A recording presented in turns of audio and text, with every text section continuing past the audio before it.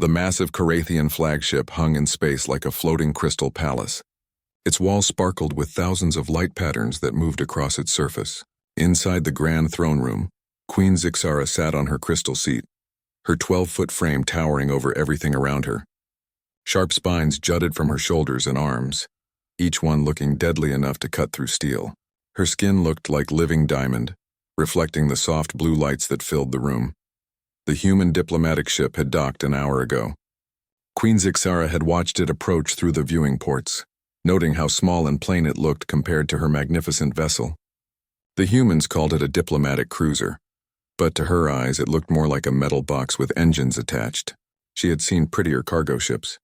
Now she waited for the humans to present themselves. Her advisors stood around the throne room, their crystal bodies glinting in the light. Each one was at least 10 feet tall, their natural armor making them look like walking fortresses. They whispered among themselves, making sounds like wind chimes in a gentle breeze. "Your Majesty," announced her chief advisor. "Crixtal, the human delegation approaches." The great doors slid open with a soft hiss. Queen Zixara straightened in her throne, ready to see what these strange creatures looked like in person. She had seen images, of course, but she wanted to judge them with her own eyes. The first human through the door was clearly their diplomat. He wore a dark blue uniform covered with small metal decorations. He was tall for his species, but barely reached 6 feet. His skin was pale and looked soft, like it had never seen real sunlight. Behind him walked 6 more humans in different uniforms. These were obviously their warriors.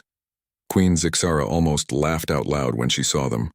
The human warriors wore green clothing that looked like it was made from thick cloth. They carried weapons that seemed primitive compared to Carathian energy rifles.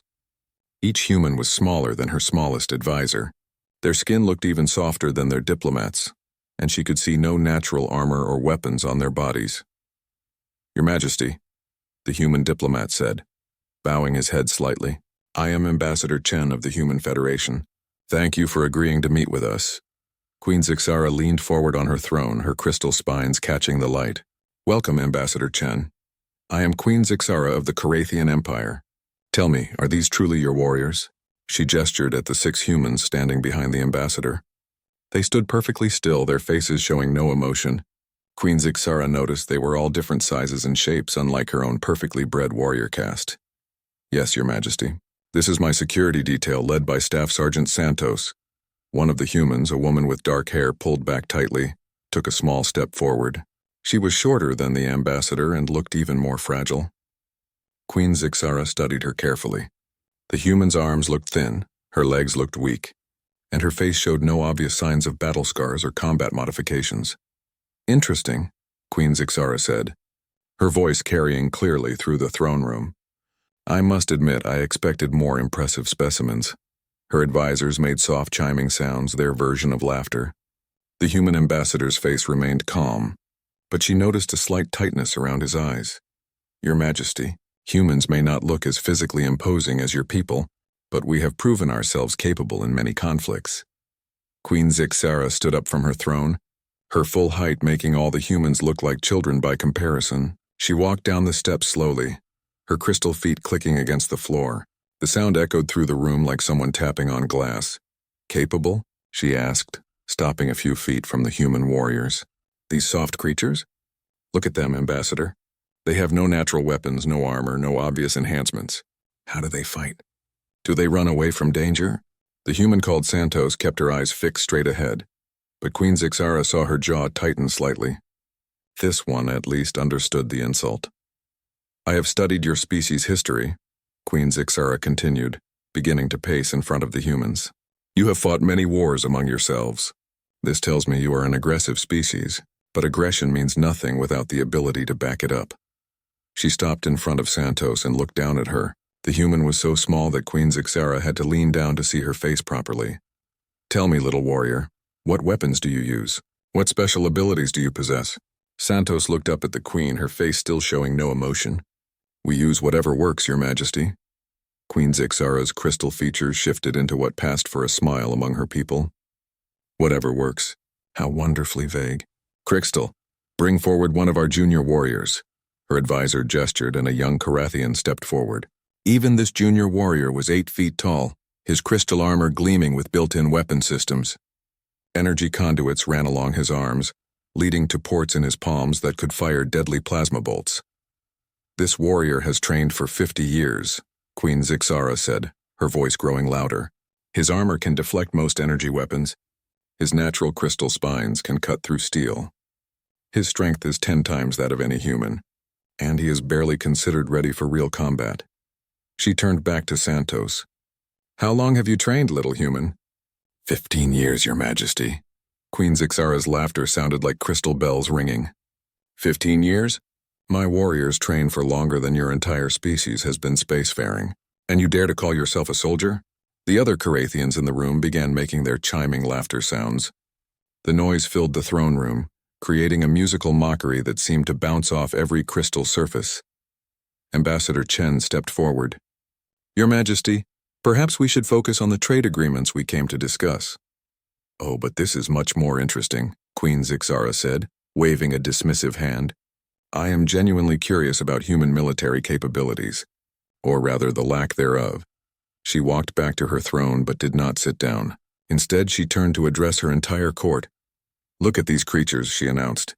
"They claim to be warriors, yet they look like they would break if you touched them too hard. They carry primitive weapons and wear cloth for protection.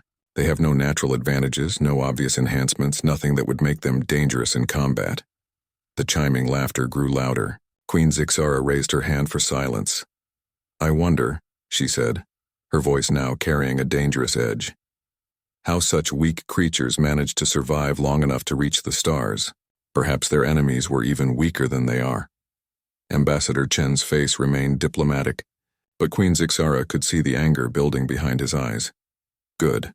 She wanted to see how these humans reacted to pressure. "Your Majesty," the ambassador said carefully, "perhaps appearances can be deceiving." "Perhaps," Queen Zixara agreed. "But I have been studying warfare for 300 years.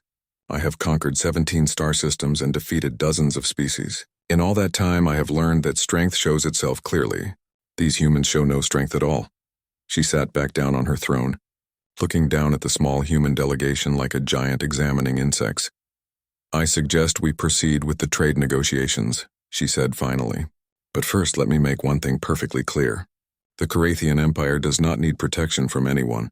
If these are truly the best warriors humanity can offer, then your species has nothing we could possibly want in terms of military alliance."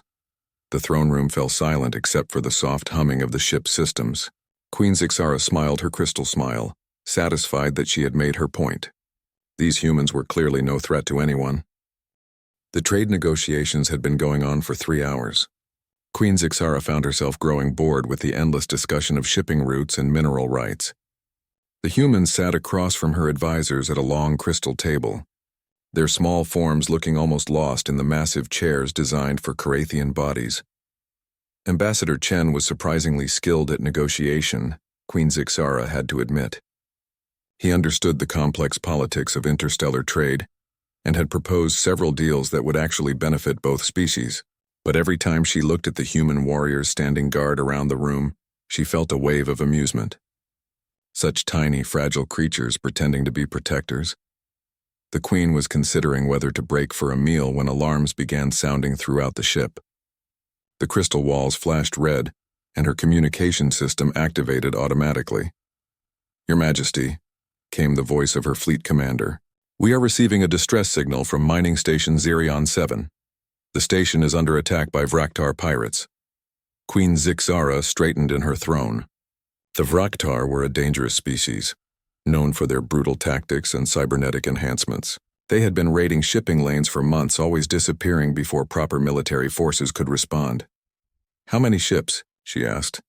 "Long-range sensors show at least 6 attack vessels, Your Majesty. The station's defenses have been overwhelmed. They are requesting immediate assistance." Queen Zixara looked at the human delegation. Ambassador Chen had gone pale, and even his warriors looked concerned. Good. This would be an excellent opportunity to show these humans what real military power looked like. "Commander, prepare the 3rd battle group for deployment. We will respond to this distress call immediately." "Your Majesty," Ambassador Chen interrupted, "mining station Zerion 7 is actually a joint operation. Human workers make up half the station's population, Queen Zixara's crystal features shifted into her version of a smile. Perfect, this was exactly what she needed. How unfortunate for them, she said, her voice carrying false sympathy. I suppose your government will be quite upset if we fail to rescue your people in time. She stood up from her throne, her massive form casting shadows across the negotiation table. I have a proposal, Ambassador Chen. Since both our peoples have interests in this station, why don't we make this rescue operation a joint effort? A friendly competition, you might say. The human ambassador looked confused. I'm not sure what you mean, Your Majesty. It's quite simple, Queen Zixara said, beginning to pace around the table. Both human and Carathian forces will respond to the distress call. We will see who can eliminate the pirate threat more efficiently. Consider it a practical demonstration of our respective military capabilities. She paused in front of Staff Sergeant Santos, who had remained perfectly still throughout the negotiations. Of course, if your warriors are not up to the task, my forces will handle the entire situation. I understand if you prefer to stay safely aboard this ship while real soldiers do the fighting. Ambassador Chen looked at Santos, who gave him a barely visible nod. Very well, Your Majesty. We accept your proposal. Queen Zixara clapped her crystal hands together, the sound ringing through the room like struck bells. Excellent, Commander. You heard our guests. Prepare a transport for the human forces as well. Make sure they have everything they need for this mission. What the humans didn't know was that Queen Zixara had already given specific orders to her fleet commander through private channels. Her forces were to hang back initially, allowing the humans to engage the pirates first. She wanted to watch them fail spectacularly before her elite warriors swooped in to save the day. The plan was perfect. The humans would be humiliated, possibly even wiped out, and she would have complete control over the negotiations afterward. The Human Federation would have no choice but to accept whatever terms she offered. 30 minutes later, Queen Zixara stood in her command center, watching the deployment through the main viewing screen. Her third battle group consisted of 5 heavy cruisers and 20 fighter craft, all equipped with the latest Carathian technology. The ships moved in perfect formation, their crystal hulls glowing with power. Beside her fleet, the single human transport looked pathetic. It was barely the size of one of her fighters, and its hull was plain gray metal with no decorative elements at all. She had offered to let the humans use Carathian equipment, but Santos had politely declined. Your Majesty, her fleet commander reported, both forces are approaching the station. Long-range scans show the Vraktar have taken control of the main docking bays and are using the station's own defenses against rescue attempts. Queen Zixara nodded. The Vraktar were cunning enemies which would make the humans' failure even more obvious. What is the human force composition? She asked. 6 warriors, Your Majesty.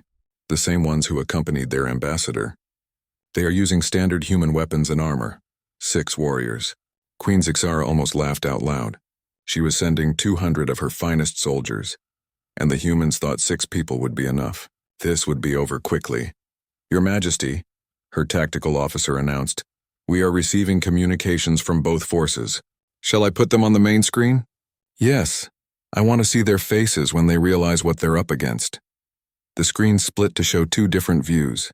On the left, her own battle commander stood in his crystal armor, energy weapons gleaming at his sides. He commanded a strike force that had conquered star systems. On the right, Staff Sergeant Santos sat in what looked like a basic transport ship. She wore the same simple uniform as before, and her weapons looked like they belonged in a museum. Behind her, Queen Zixara could see the other 5 human warriors checking their equipment. This is Battle Commander Krexthul of the Carathian 3rd Battle Group, her officer announced in his deep, resonant voice. We are prepared to engage the enemy. This is Staff Sergeant Santos of the Human Federation Marine Corps, the small human woman replied. We're ready to go. Queen Zixara studied Santos's face on the screen. The human showed no fear, no doubt, no recognition of how hopeless her situation was. Either she was too stupid to understand the danger, or she was putting on a brave face for her final moments. Battle Commander, Queen Zixara said over the communication channel, you are to observe the human attack first. Let them engage the pirates before committing your forces. She saw Santos's eyebrows rise slightly, but the human said nothing. Your Majesty, Santos said after a moment, are your forces planning to participate in this rescue operation? Of course, Queen Zixara replied smoothly. But as the more experienced military force, we will provide support as needed. Please proceed with your assault. We will be watching with great interest. The screen showed Santos nodding slowly, as if she understood something that hadn't been spoken out loud. Understood, Your Majesty. Human forces are beginning our approach now. Queen Zixara watched the tactical display as the tiny human transport moved toward mining station Zerion 7. The station was massive, built into a large asteroid with dozens of docking ports and mining tunnels. The Vraktar ships surrounded it like predators guarding their kill. This should be educational, she said to her advisors, who had gathered to watch the show. What Queen Zixara didn't realize was that Staff Sergeant Santos had understood the situation perfectly. The Queen wanted to watch humans die to prove a point. Santos had seen this kind of political game before, and she had developed very specific ways of dealing with people who thought they were cleverer than they actually were. As the human transport disappeared into the maze of docking ports around the mining station, Santos was already planning something that would give Queen Zixara an education she would never forget. Mining station Zerion 7 was a nightmare of twisted metal and emergency lighting. The Vraktar pirates had been thorough in their takeover, cutting power to most sections and using the station's own defensive systems against any rescue attempts. Queen Zixara watched from her command ship as her tactical officers reported the situation. Your Majesty, the pirates have established defensive positions throughout the station. They are using the mining tunnels as cover and have rigged explosive charges on the main support structures. Queen Zixara nodded, settling back to watch the humans walk into what was obviously a death trap. The Vraktar were not simple raiders. They were former military specialists who had turned to piracy after their homeworld civil war. Each one was enhanced with cybernetic implants that made them stronger, faster, and more durable than most organic beings. What is the status of Battle Commander Krexthol's forces? She asked. Holding position at the outer perimeter, Your Majesty, as ordered. They are ready to engage once the human assault fails. The main screen showed the tactical layout of the station. Red dots marked Vraktar positions throughout the complex structure. There were at least 40 pirates, all heavily armed and in fortified positions. Against them, 6 small green dots moved slowly through the docking area where the human transport had attached itself. The humans are splitting up, her tactical officer reported. They appear to be dividing into 3 teams of 2. Queen Zixara leaned forward in her crystal throne. This was even worse than she had expected. Not only were the humans outnumbered almost 7-1, but they were dividing their tiny force even further.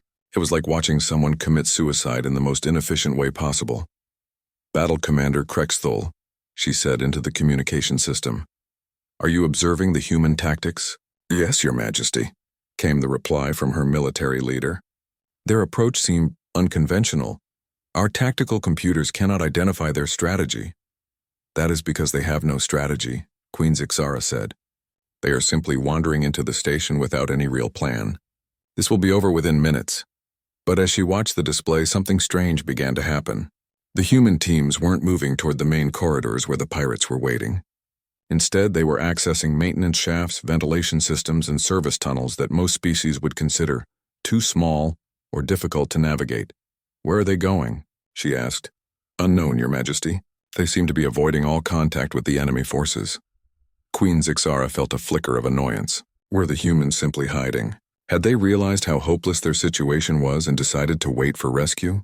Then the first explosion echoed through the station.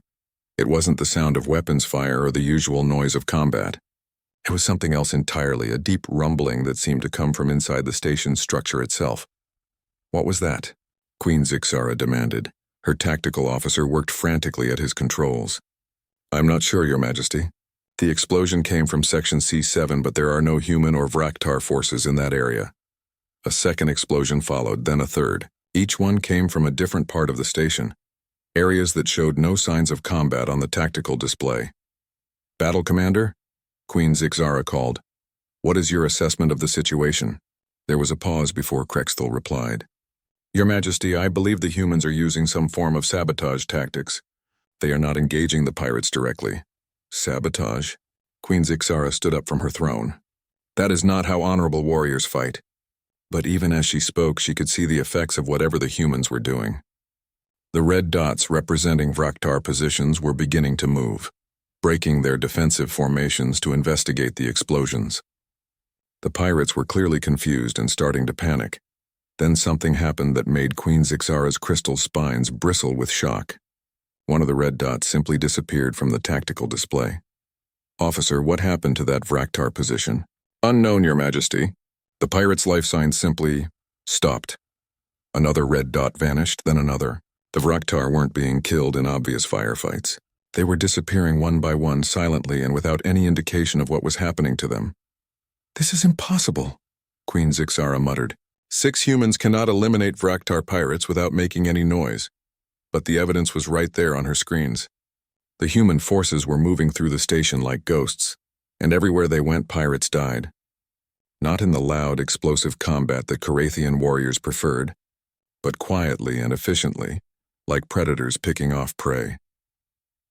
Battle Commander Krexthul's voice came through the communication system, and for the first time Queen Zixara heard uncertainty in it.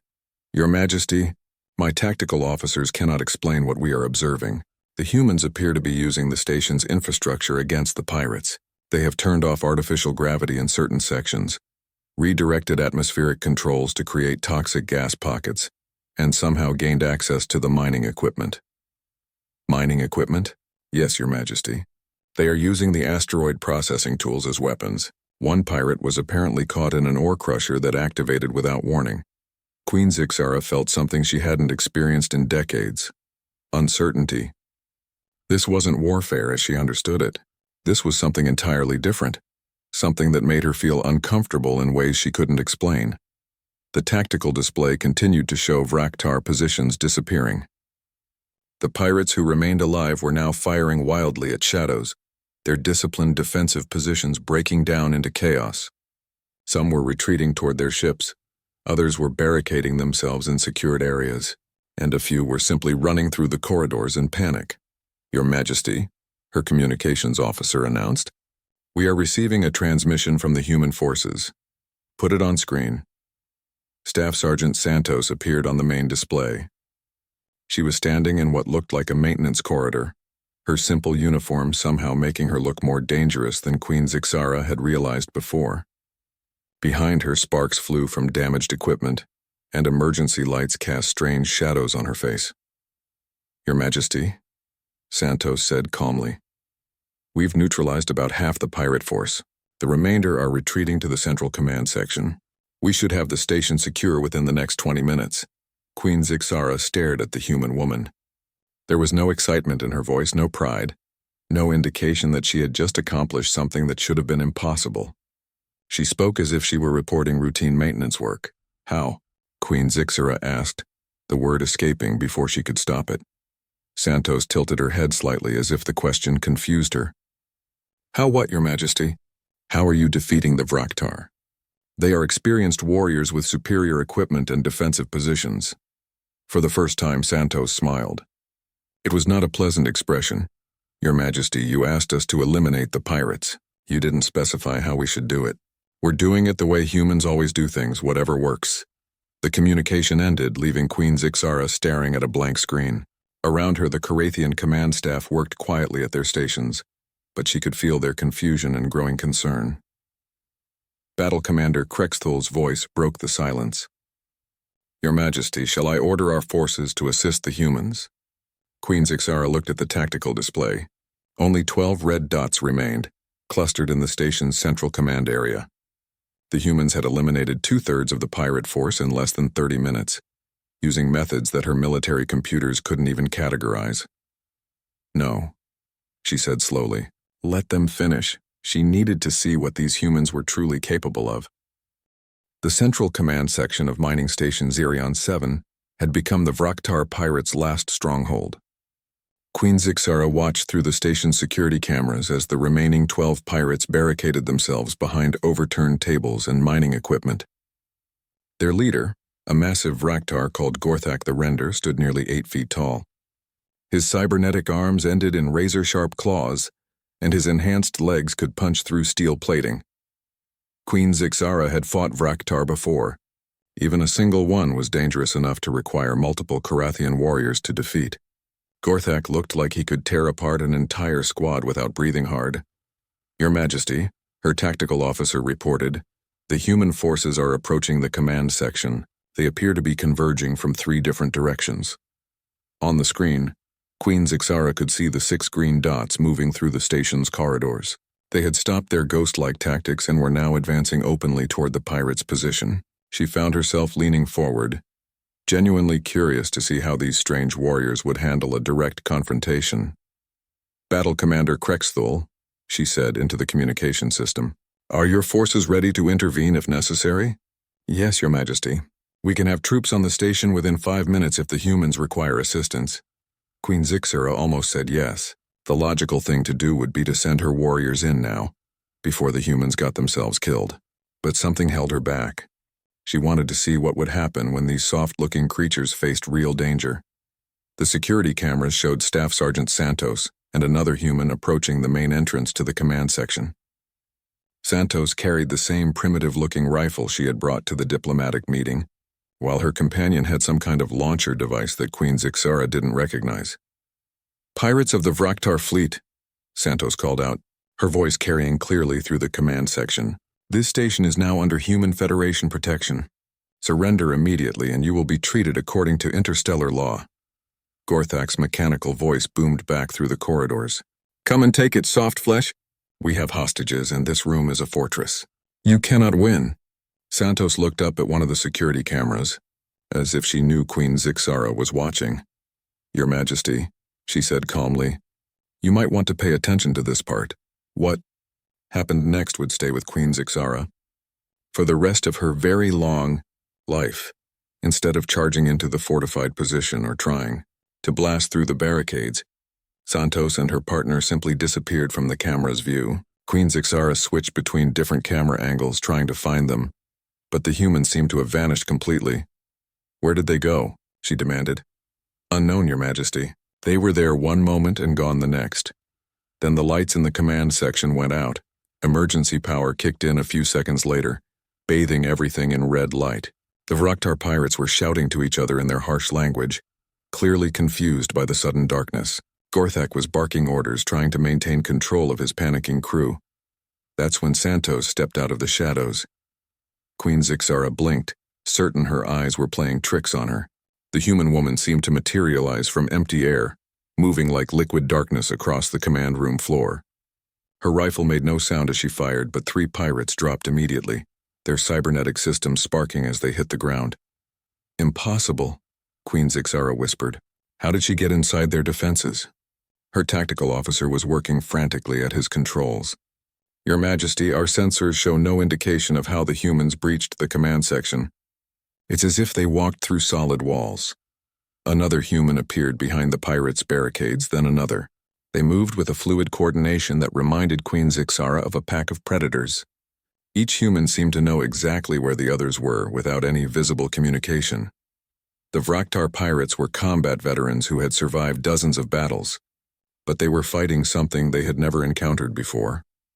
The humans used every surface in the room, climbing walls, swinging from overhead pipes, and somehow moving through spaces that looked too small for their bodies.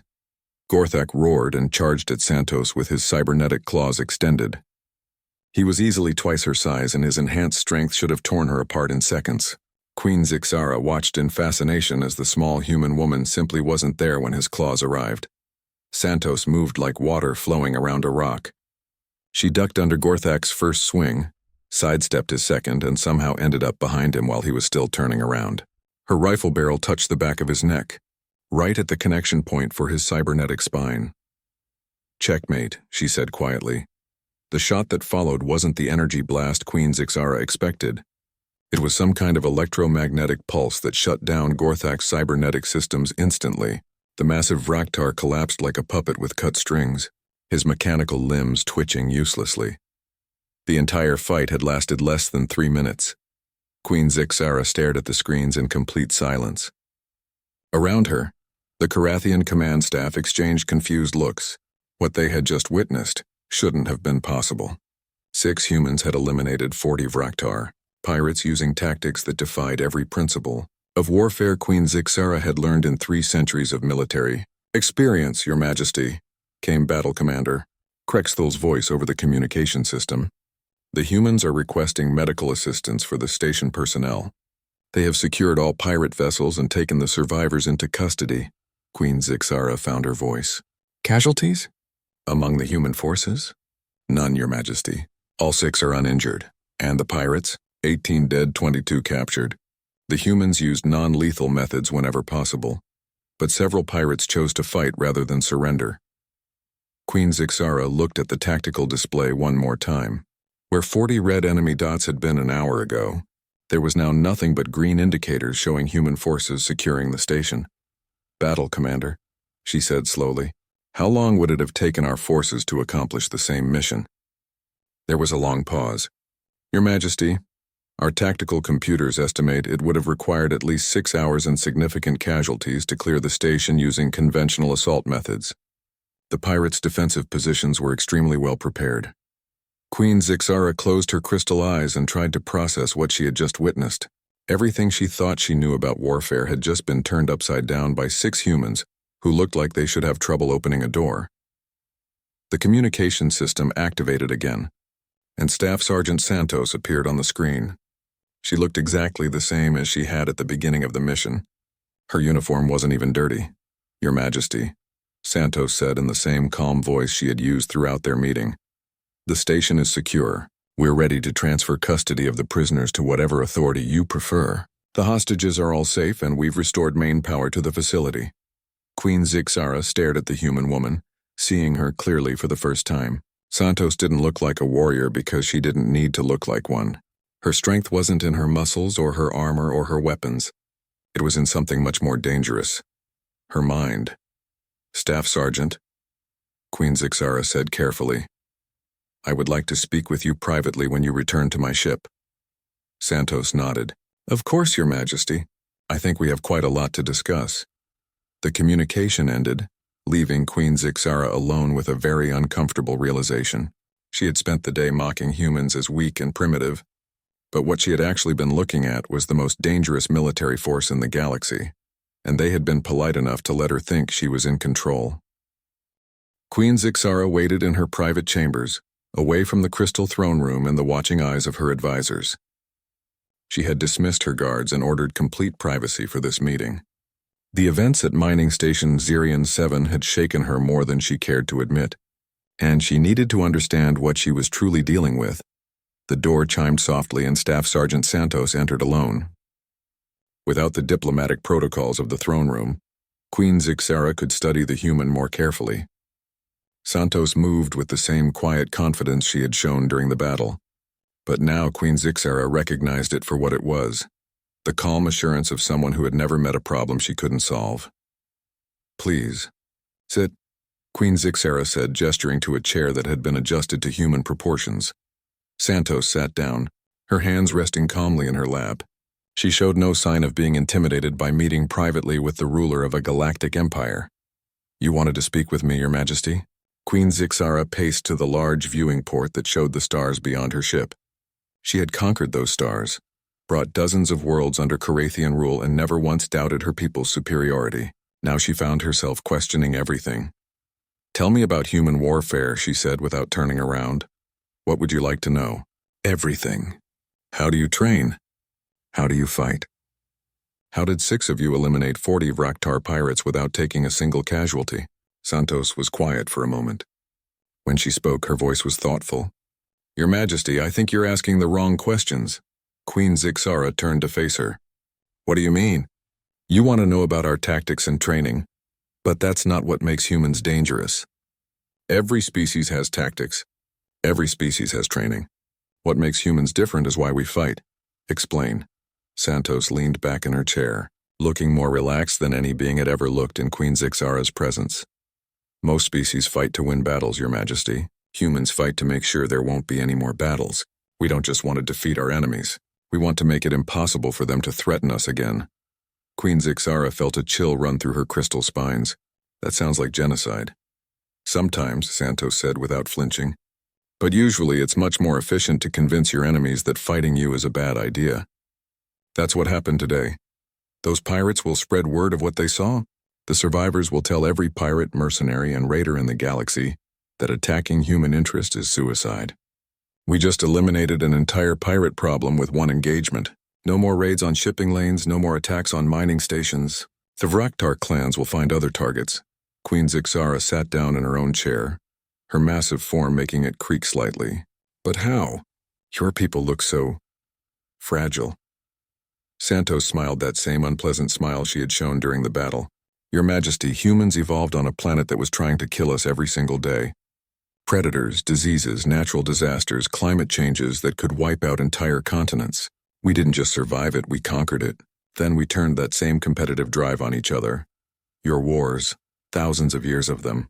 Every human military doctrine exists because it was tested against other humans and refined through constant conflict.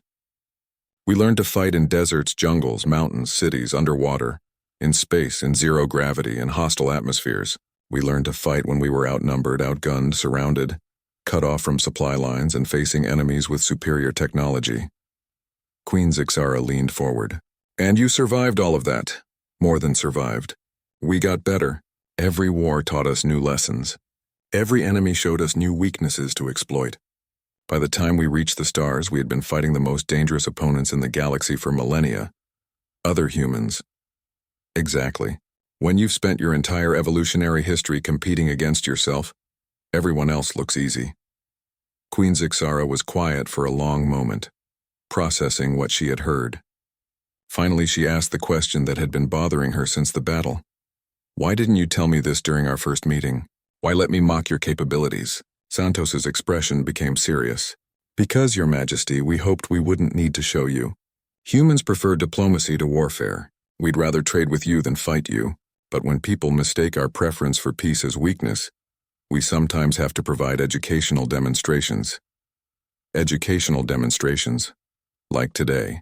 Now you know what humans are capable of when we need to be. The question is, what do you want to do with that information? Queen Zixara stood up and walked back to the viewing port. Outside, her fleet hung in space like a constellation of deadly stars. Each ship carried enough firepower to destroy a city, and she commanded hundreds of them. My military advisors will want me to treat humanity as a threat, she said finally. They will recommend building defenses, preparing countermeasures, possibly even a preemptive strike. That would be unfortunate, Santos said calmly. Would you fight back? Your Majesty, we're already fighting a war against a species that makes the Vraktar look like children. The Void Hunters have been pushing into human space for 2 years now. They're completely alien, completely hostile, and completely ruthless. We're holding them back, but it's costing us everything we have. Queen Zixara turned around sharply. You're at war? And you still came here to negotiate trade agreements? Because we need allies, Your Majesty. The Void Hunters won't stop with human space. They'll keep expanding until they've consumed everything in the galaxy. When they reach Carathian territory, you'll face the same choice we did. Fight or be destroyed. And you think humans and Carathians fighting together could stop this threat?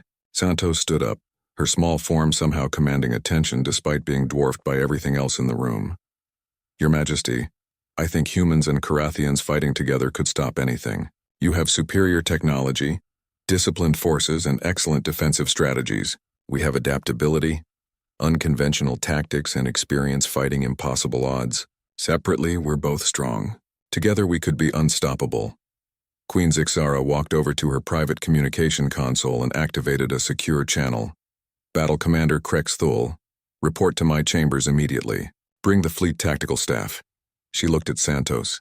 You said you prefer diplomacy to warfare. I find myself agreeing with that philosophy. Perhaps it's time to discuss a real alliance, Santos nodded. I think Ambassador Chen would be very pleased to hear that, Your Majesty. One more question, Staff Sergeant. What you did today, the way you moved through that station, the tactics you used, is that normal for human warriors? Santos considered this carefully. Your Majesty, my team is good at what we do, but we're not special.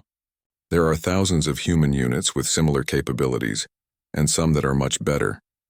What you saw today was just humans doing what humans do, adapting to the situation and finding a way to win.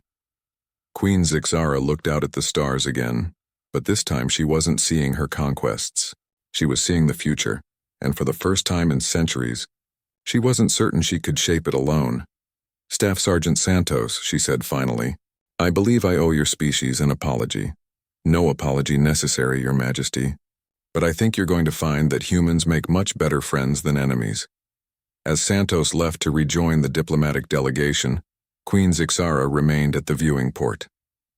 Tomorrow, she would sign the most comprehensive alliance in Carathian history. Tonight she would sleep knowing that the small, soft-looking creatures she had mocked were now standing between her empire and whatever horrors waited in the dark between stars. She had learned an important lesson. Never judge a warrior by their appearance. Judge them by their results, and human results spoke for themselves.